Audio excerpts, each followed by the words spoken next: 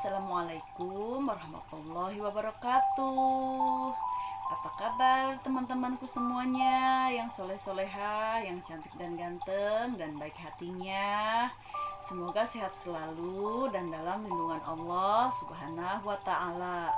Amin ya robbal alamin.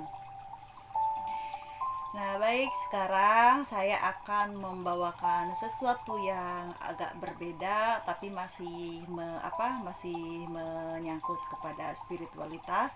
Namun kali ini kita lebih kepada mengetes psikologis ya. Jadi tes kejiwaan kita tentang seberapa besar benih-benih toma atau benih keserakahan di dalam jiwa kita yang masih tersimpan. Namun hal itu tidak kita sadari karena memang kelihatannya sepele dan remeh. Namun hal itu berpengaruh ke dalam kesehatan jiwa kita. Nah, baik, langsung saja ya. Contohnya, misalkan kita bertamu nih 3 orang, ya kan? Atau 4 orang, atau 10 orang, atau berapa orang lah.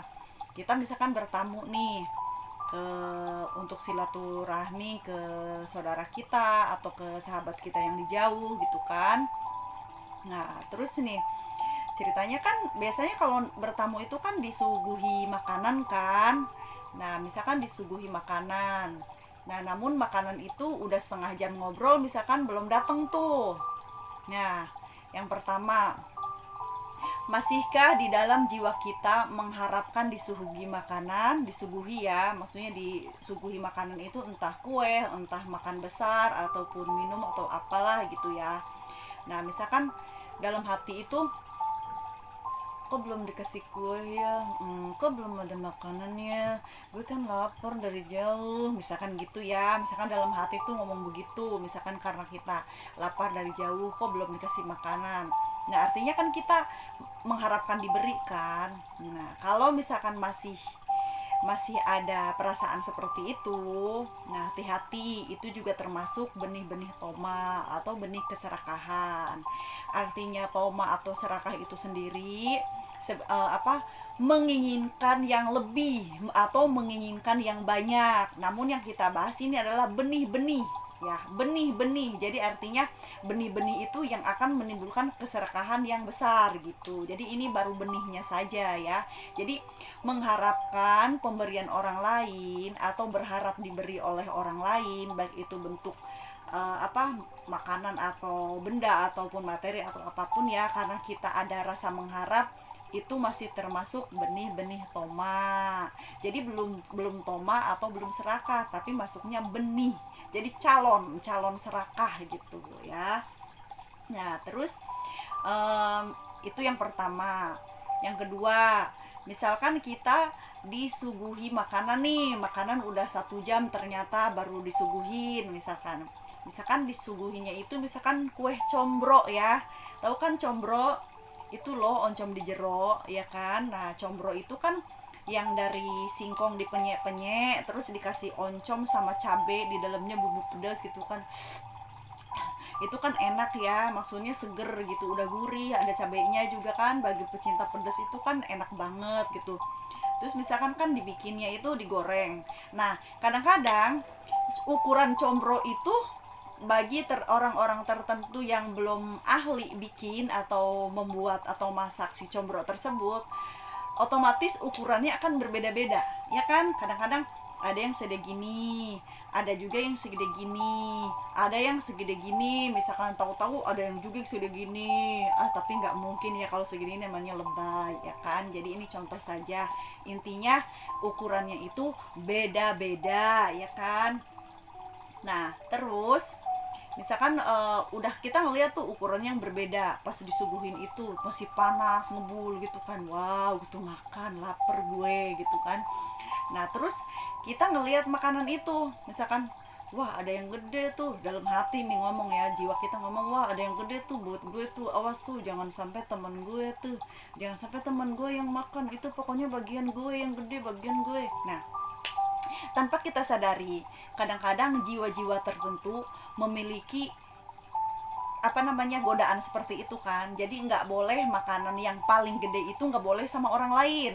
harus kita tuh yang makan misalkan. Nah itu juga sama, itu juga benih-benih ketamakan ya kan, dari segi makanan atau dalam hal yang bersifat substansial ya, yang terkecil gitu kan, maksudnya kategori ya sebatas makanan, belum ke harta benda ini ya. Nah kalau misalkan kita masih mengharapkan mau milih makanan itu yang gede, itu juga sama termasuk ya kan. Nah terus ada lagi yang berikutnya, misalkan apa namanya, satu piring itu isinya 10 ya kan, terus yang piring sana misalkan 10 gitu. Nah kebetulan kita itu misalkan apa namanya, duduknya itu berdampingan, itu yang bangku yang panjang, otomatis kan 10 itu misalkan untuk 3 orang, sedangkan yang sebelah sana misalkan isi 10 tapi untuk 1 orang kan, karena kan sofa itu kan ada yang untuk 3 orang, ada yang untuk 1 orang. Nah, kebetulan posisi kita itu untuk bertiga, otomatis kan 10 itu untuk 3 orang.